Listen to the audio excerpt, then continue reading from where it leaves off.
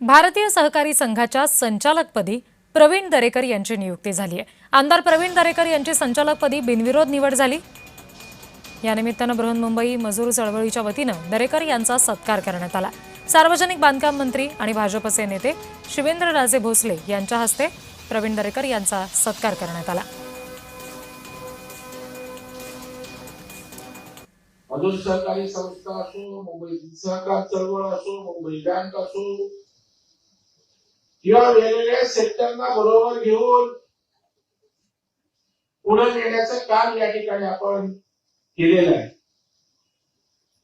आणि केवळ मुंबईतल्या सहकारी कार्यकर्त्यांनी या ठिकाणी आशीर्वाद दिले, सहकार्य केलं, विश्वास ठेवला म्हणून प्रवीण दरेकरांची इथपर्यंत वाटचाल झाली। त्यामुळे सत्कार माझा नसून या सर्व कार्यकर्त्यांचा सत्कार आहे हे मी अत्यंत विनम्रपणे या ठिकाणी सांगतो।